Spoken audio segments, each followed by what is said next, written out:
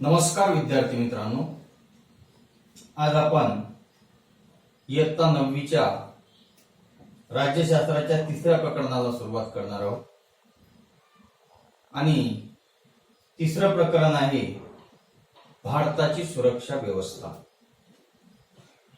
बघा, मागील प्रकरणामध्ये आपण भारताचं जे काही परराष्ट्र धोरण आहे त्या परराष्ट्र धोरणाविषयी आपण जाणून घेतलेला आहे। परकीय आक्रमण असेल किंवा अंतर्गत अव्यवस्था असेल, या परकीय आक्रमणापासून आणि अंतर्गत व्यवस्थेपासून संरक्षण करणे आणि आपल्या देशाच्या ज्या काही सीमारेषा आहेत त्या सीमारेषा सुरक्षित ठेवणे हे प्रत्येक राष्ट्राचं किंवा राष्ट्राचे हित संबंध असतात, हेही आपण जाणून घेतलेलं आहे। मग त्यासाठी म्हणजे आपल्या सीमारेषा ज्या आहेत त्या सीमारेषा सुरक्षित ठेवण्यासाठी किंवा होणारे जे काही परकीय आक्रमण आहे ते परकीय आक्रमण रोखण्यासाठी किंवा अंतर्गत जे काही अव्यवस्था आहे त्या अव्यवस्थेपासून संरक्षण करण्यासाठी प्रत्येक राष्ट्र आपली एक भक्कम अशा प्रकारची सुरक्षा व्यवस्था निर्माण करत असते आणि तशाच प्रकारची एक भक्कम अशा प्रकारची सुरक्षा व्यवस्था आपल्या भारताने सुद्धा निर्माण केलेली आहे।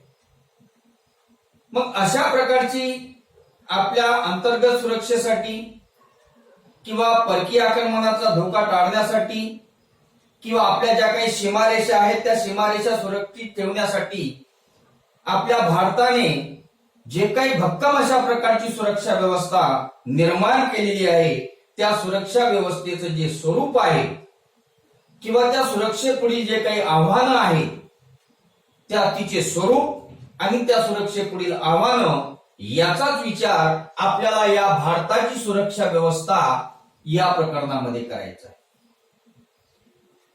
पण हे भारताची सुरक्षा व्यवस्था समजून घेण्यापूर्वी आपण राष्ट्रीय सुरक्षा म्हणजे काय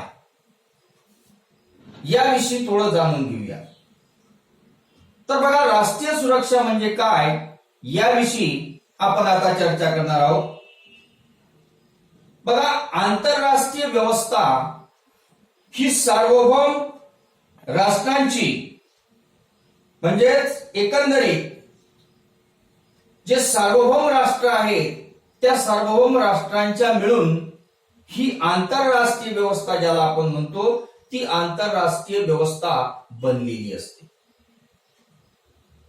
मग आता सार्वभौम म्हणजे काय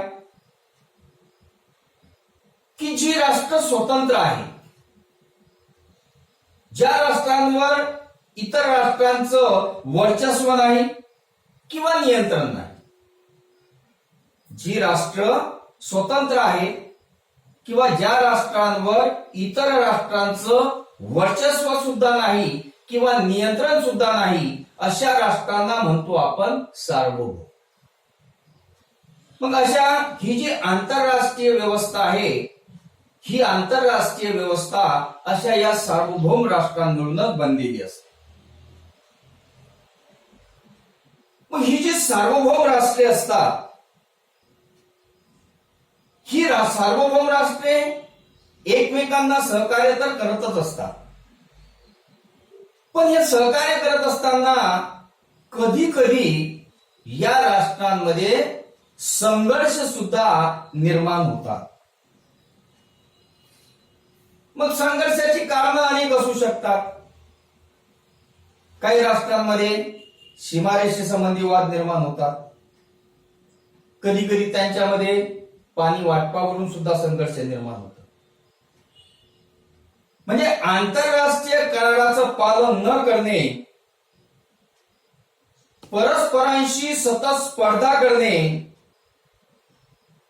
आणि शेजारी देशातून निर्वासितांचे लोंढे येणे अशा प्रकारची काही संघर्षाची कारणं असू शकतात।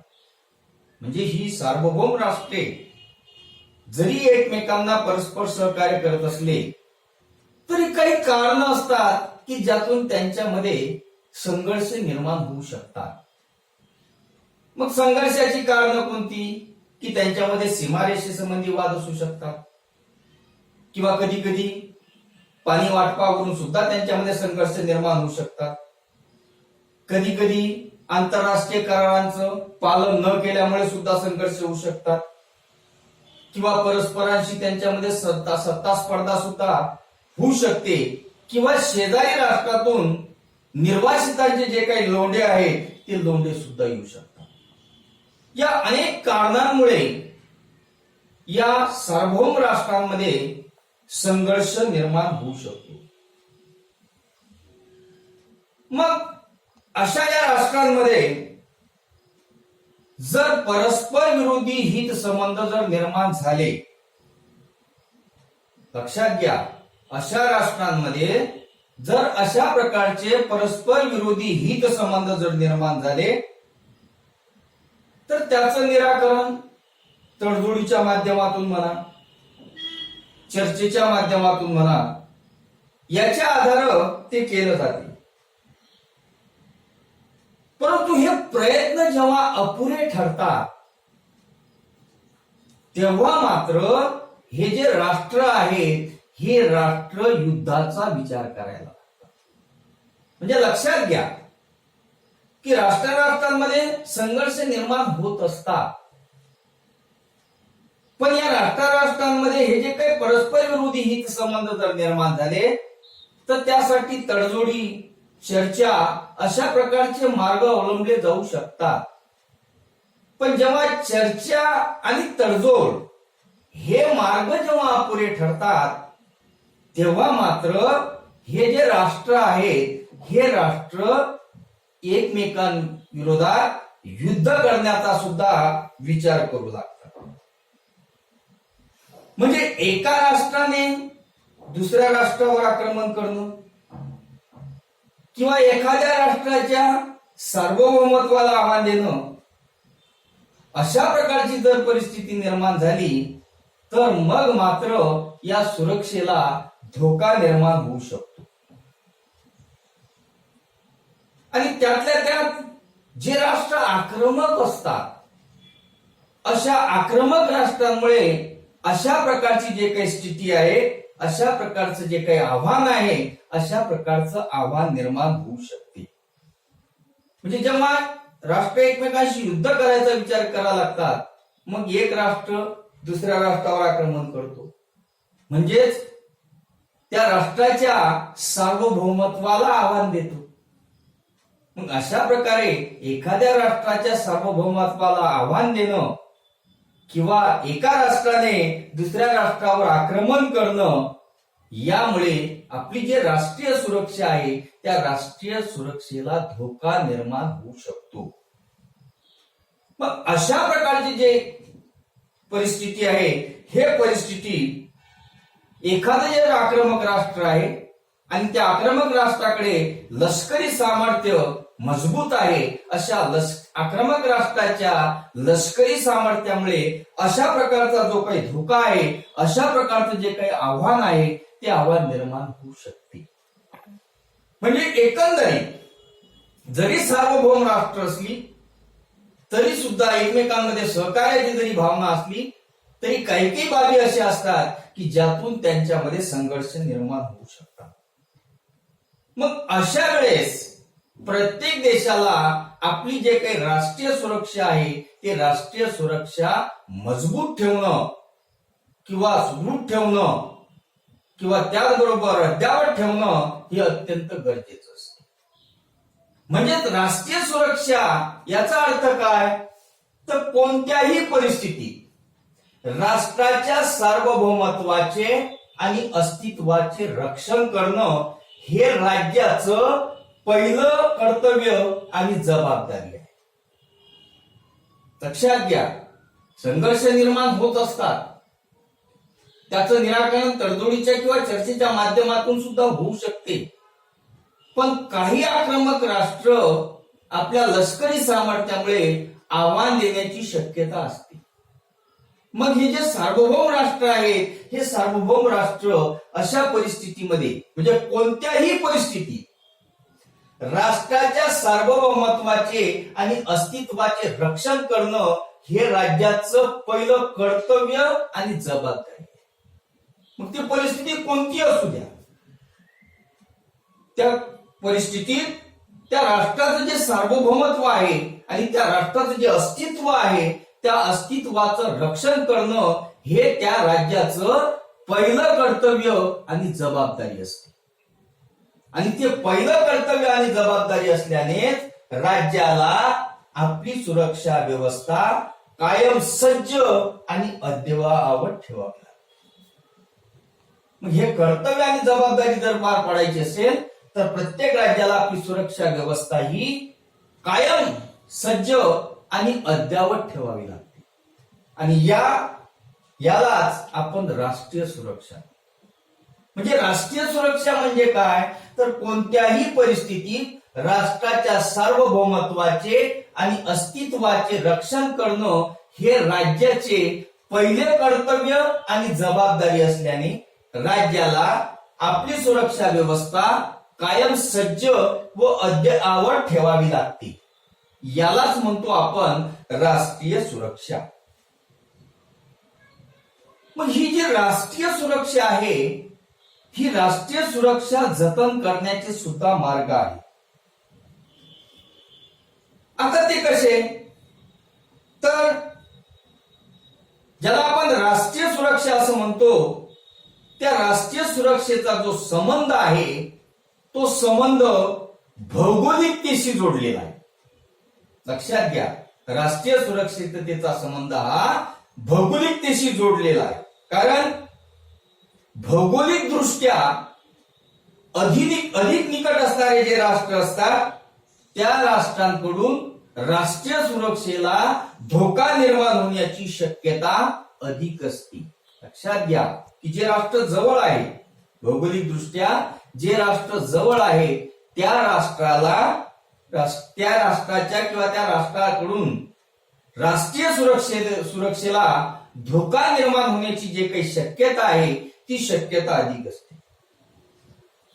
मग त्यासाठी आपण काय केलं पाहिजे तर प्रत्येक राष्ट्रानं आपल्या ज्या काही सीमारेषा आहेत त्या सीमारेषांना कोणाकडून धोका आहे किंवा कोणता धोका आहे हे ओळखणं हे अत्यंत महत्वाचे आहे. म्हणजे लक्षात घ्या, भौगोलिक दृष्ट्या जे अधिक निकट असतात त्या राष्ट्रांकडून राष्ट्रीय सुरक्षेला धोका निर्माण होण्याची शक्यता अधिक असते. म्हणून प्रत्येक राष्ट्राने आपल्या ज्या काही सीमारेषा आहेत त्या सीमारेषांना असणारा धोका कोणता आणि तो कोणाकडून आहे हे जाणून घेणं हे अत्यंत गरजेचं आहे, हे ओळखणं अत्यंत गरजेचं आहे. मग हा जो काही धोका आहे आपल्या निकट राष्ट्रांकडून होणारा, तो धोका जर आपल्याला टाळायचा असेल तर त्यासाठी प्रत्येक राष्ट्राला आपली जे काही लष्करी ताकद आहे ती लष्करी ताकद वाढवावी लागते. म्हणजे धोका असोय पण तो धोका जर आपल्याला टाळायचा असेल तर प्रत्येक राष्ट्रानं आपली लष्करी ताकद जी आहे ती लष्करी ताकद वाढवणं हे अत्यंत गरजेचं असतं. एवढंच नाही तर आधुनिक तंत्रज्ञानाचा वापर करून धोक्याविषयी अंदाज बांधणे ह्या गोष्टी प्रत्येक राष्ट्राला कराव्या लागतात. जर धोका वाटत असेल किंवा धोका वाटत जरी असेल पण तो धोका जर आपल्याला दूर ठेवायचा असेल तर पहिल्यांदा आपली जे काही राष्ट्राची लष्करी ताकद आहे ते लष्करी ताकद वाढवणं हे गरजेचं आहे. म्हणजे हा पहिला मार्ग आहे. राष्ट्रीय सुरक्षा जर आपल्याला जतन करायची असेल तर आपण आपल्या राष्ट्राची जे काही लष्करी ताकद आहे ती लष्करी ताकद आपण वाढवली पाहिजे. दुसरी बाब, आधुनिक तंत्रज्ञानाचा अवलंब करून जो काही धोका आहे आपल्या राष्ट्राला होणारा जो काही धोका आहे त्या धोक्याचा जो अंदाज आहे तो अंदाज सुद्धा आपल्याला बांधता आला पाहिजे. त्याचबरोबर तिसरी गोष्ट आहे शस्त्रास्त्र निर्मिती. आपली जी काही शस्त्रास्त्र आहे ती अद्ययावत असली पाहिजे, आधुनिक असली पाहिजे. त्या दृष्टीनं शस्त्रास्त्र निर्मिती हा सुद्धा एक त्यावर पर्याय आहे. आणि त्याचबरोबर आपले जे काही संरक्षण दल आहे त्या संरक्षण दलाचं आधुनिकीकरण व ती अद्ययावत करणे, अशा प्रकारचे मार्ग हे अवलंबले जाऊ शकतात. म्हणजे राष्ट्रीय सुरक्षा जर जतन करायची असेल तर आपण काय करायला पाहिजे, तर आपल्या राष्ट्राची लष्करी जी ताकद आहे ती ताकद वाढवली पाहिजे. दुसरा मार्ग कोणता, तर आधुनिक तंत्रज्ञानाचा अवलंब करून जो काही धोका आहे त्या धोक्याविषयी अंदाज बांधता आला पाहिजे. तिसरा मार्ग काय आहे, तर आपण शस्त्रास्त्र निर्मिती केली पाहिजे. आणि चौथा जो मार्ग आहे तो म्हणजे आपल्या संरक्षण दलाचं आधुनिकीकरण आणि ती अद्ययावत करणं हे अत्यंत महत्वाचं आहे. तर या मार्गाचा जर आपण अवलंब केला तर निश्चितपणे आपल्याला होणारा जो काही धोका आहे तो धोका निश्चितपणे टाळला जाऊ शकतो. आता बघा, युद्धाच्या मार्गाने संघर्ष निराकरण करणे किंवा राष्ट्रीय सुरक्षेची जपणूक करणे अधिक तणावाचं होऊ शकते किंवा आंतरराष्ट्रीय शांतता जी आहे ते आंतरराष्ट्रीय शांतता धोक्यात सुद्धा येऊ शकते. युद्धाच्या मार्गाने जर आपण संघर्षाचं निराकरण करण्याचा प्रयत्न केला व आपल्या राष्ट्रीय सुरक्षितेची जपणूक करण्याचा प्रयत्न केला युद्धाच्या मार्गाने, ते मात्र अधिक तणावाचं होऊ शकते किंवा ज्याला आपण आंतरराष्ट्रीय शांतता म्हणतो ती आंतरराष्ट्रीय शांतता सुद्धा धोक्यात येऊ शकते. म्हणून मग काही राष्ट्र काय करतात, तर काही राष्ट्र अन्य राष्ट्रांचा पाठिंबा मिळून राष्ट्रीय सुरक्षेला असणारा जो काही धोका आहे तो धोका कमी करण्याचा प्रयत्न करतात.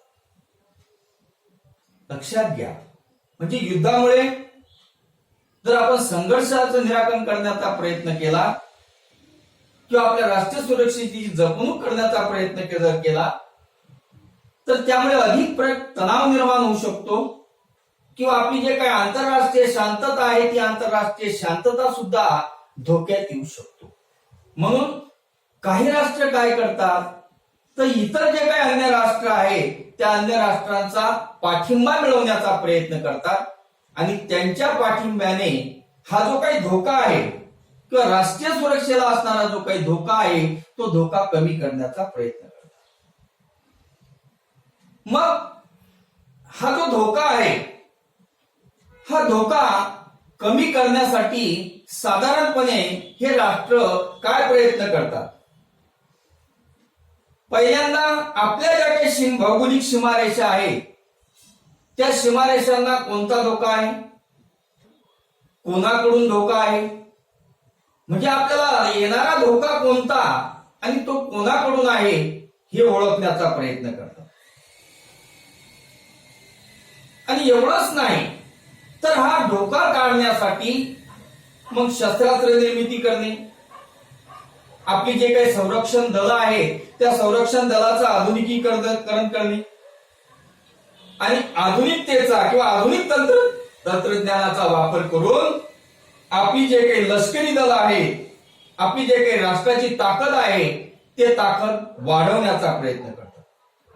आणि एवढंच नाही तर अन्य राष्ट्राचा पाठिंबा घेऊन सुद्धा युद्धाचा जो काही धोका आहे तो धोका कमी करण्याचा प्रयत्न करतात. म्हणजे समजा एखादा आक्रमक राष्ट्र आपल्या लष्करी सामर्थ्यामुळे तर अशा संघर्षाच्या पावित्र्यामध्ये जर आलं तर अशा प्रकारे राष्ट्र जेणेकरून आंतरराष्ट्रीय शांतता धोक्यात येणार नाही किंवा एकंदरीत वातावरण हे तणावाचं होणार नाही, त्यासाठी सुद्धा काही राष्ट्र प्रयत्न करतात की जेणेकरून आपल्या ज्या काही भौगोलिक सीमा रेषा आहे त्यांना कोणता धोका आहे, कोणाकडून धोका आहे हे ओळखण्याचा प्रयत्न करतात. धोका दूर टाळण्यासाठी शस्त्रास्त्र निर्मिती केली जाते. आपले जे काही संरक्षण दल आहे त्या संरक्षण दलाचं आधुनिकीकरण केलं जाते.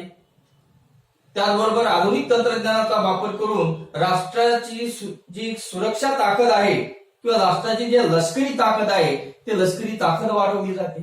आणि एवढंच नाही तर अन्य राष्ट्राचा पाठिंबा घेऊन सुद्धा हा जो काही येणारा धोका आहे तो धोका कमी केला जाऊ शकतो. मग अशा प्रकारचा जो काही धोका आहे तो धोका जर आपल्याला टाळायचा असेल, म्हणजे जरी सार्वभौम राष्ट्र आहे तरी काही ना काही कारणावरून त्यांच्यामध्ये संघर्ष निर्माण होत असतात. मग हे संघर्ष जर टाळायचे असतील तर त्यासाठी उपाय काय, म्हणजे राष्ट्रांमधील जे काही संघर्ष आहे ते संघर्ष टाळण्याचे उपाय. मग काय उपाय आहे ते संघर्ष टाळण्याचा? पहिला उपाय जो आहे की शांततेच्या आणि वाटाघाटीच्या मार्गाने संघर्षाचं निराकरण करणे. म्हणजे हा धोका जर युद्धाचा धोका जर आपल्याला टाळायचा असेल तर त्यासाठी आपण किंवा हा संघर्ष जर आपल्याला टाळायचा असेल तर त्यासाठी आपण काय केलं पाहिजे? तर पहिलं काम केलं पाहिजे की शांततेच्या व वाटाघाटीच्या माध्यमातून या संघर्षाचं निराकरण केलं पाहिजे.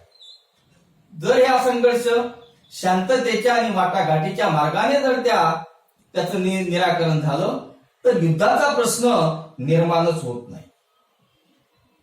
त्याचबरोबर दुसरा उपाय काय आहे तर राष्ट्रांमधील जे काही परस्पर अवलंबन आहे ते जेवढे अधिक तेवढे त्यांच्यामध्ये सहकार्य आदी संवाद वाढू शकतो. म्हणजे राष्ट्रांमध्ये जे काही परस्परावलंबन आहे ते अधिक वाढवण्याचा प्रयत्न झाला पाहिजे. कारण राष्ट्रांमधील परस्परावलंबन जेवढे अधिक तेवढं त्या राष्ट्रांमधलं सहकार्य वाढू शकतो आणि संवाद वाढू शकतो. आणि मग सहकार्य आणि संवाद जर वाढला तर निश्चितपणे हा जो काही युद्धाचा धोका आहे किंवा संघर्षाचं जे काही वातावरण आहे ते वातावरण निवडू शकते. तिसरं, राष्ट्रांमधील परस्परावलंबनात वाढ करणे. आणि तिसरं आहे बघा, चर्चा आणि वाटाघाटीसाठी व्यासपीठ उपयुक्त ठरतात. म्हणजे यदा कदाचित राष्ट्रांमध्ये जर संघर्ष निर्माण झालाय तर त्यांच्यामध्ये चर्चा घडवून आणण्यासाठी, त्यांच्यामध्ये वाटाघाटी घडवून आणण्यासाठी एक व्यासपीठ असावं की ज्या व्यासपीठाच्या माध्यमातून चर्चा होऊ शकेल, वाटाघाटी होऊ शकेल आणि त्या माध्यमातून त्या दोन राष्ट्रांमधला जो काही संघर्ष आहे तो संघर्ष टळू शकेल. म्हणून तिसरा प्रकार आहे की चर्चा व वाटाघाटीसाठी ही व्यासपीठ जे आहेत ते उपयुक्त ठरतात. चौथा उपाय काय आहे तर युद्धाने होणारी जे काही आर्थिक नुकसान आहे किंवा आर्थिक नुकसानीची जे काही भीती आहे ती युद्ध टाळू शकते. म्हणजे जेणेकरून युद्ध जर टळलं तर राष्ट्राचं होणारं जे काही आर्थिक नुकसान आहे ते आर्थिक नुकसान सुद्धा टळू शकते. म्हणजे एकंदरीत असुरक्षिततेची भावना असेल, शस्त्रास्त्र भावना असेल, या शस्त्रास्त्र स्पर्धेमुळे किंवा असुरक्षिततेची भावना जर वाढली तर त्यातून शस्त्रास्त्र कपातीच्या योजना आपल्याला, शस्त्रास्त्र स्पर्धा आणि असुरक्षिततेची, म्हणजे ही जी शस्त्रास्त्र स्पर्धा आहे ही शस्त्रास्त्र स्पर्धा निश्चितपणे असुरक्षिततेची भावना वाढू शकते. आणि मग अशा प्रकारची असुरक्षिततेची भावना जर वाढत असेल तर त्या ठिकाणी शस्त्रास्त्र कपात किंवा शस्त्रास्त्र कपातीच्या योजना ह्या अत्यंत महत्वाच्या ठरतात. म्हणजे राष्ट्रांमधील जर संघर्ष आपल्याला टाळायचे असतील तर आपण या मार्गाचा अवलंब निश्चितपणे करावा की शांततेच्या व वाटाघाटीच्या माध्यमातून त्या संघर्षाचं निराकरण केलं पाहिजे. राष्ट्रांमधील परस्परावलंबन जेवढं अधिक तेवढं त्यांच्यामधला सहकार्य वाढू शकते, त्यांच्यामधला संवाद वाढू शकतो. त्याचबरोबर राष्ट्रांमधील जे काही परस्परावलंबन ते वाढलं तर त्याचबरोबर चर्चा आणि वाटाघाटीसाठी व्यासपीठ उपयुक्त ठरतात. किंवा राष्ट्राचं होणारं जे काही आर्थिक नुकसान आहे त्या आर्थिक नुकसानाची भीती जी आहे ती या युद्धामुळे टळू शकते. आणि शस्त्रास्त्र स्पर्धेमुळे असुरक्षिततेची जे काही भावना आहे ती भावना वाढू शकते आणि ती भावना वाढू नये यासाठी शस्त्रकपातीसारख्या ज्या काही योजना आहेत त्या योजना राबवाव्यात की जेणेकरून हा जो संघर्ष आहे हा संघर्ष टळेल आणि देशाचं होणारं किंवा राष्ट्राचं होणारं जे नुकसान आहे ते नुकसान सुद्धा कळेल. अशा पद्धतीनं प्रत्येक राष्ट्राला आपली जे काही राष्ट्रीय सुरक्षा आहे ते राष्ट्रीय सुरक्षा ही अबाधित ठेवावी लागते. म्हणजे होणारा येणारा जो काही धोका आहे तो धोका जर टाळायचा असेल, आपल्या देशाच्या सार्वभौमत्वाचं आणि आपल्या देशाचं अस्तित्वाचं जर आपल्याला जतन करायचं असेल तर प्रत्येक राष्ट्राला अशा प्रकारची जे काही सुरक्षा व्यवस्था आहे ती सुरक्षा व्यवस्था कायम अद्ययावत ठेवावी लागते, आधुनिकीकरण त्याचं करावं लागते आणि त्या दृष्टिकोनातून प्रत्येक राष्ट्र आपल्या राष्ट्राची किंवा आपल्या देशाची सुरक्षा करत असते. धन्यवाद.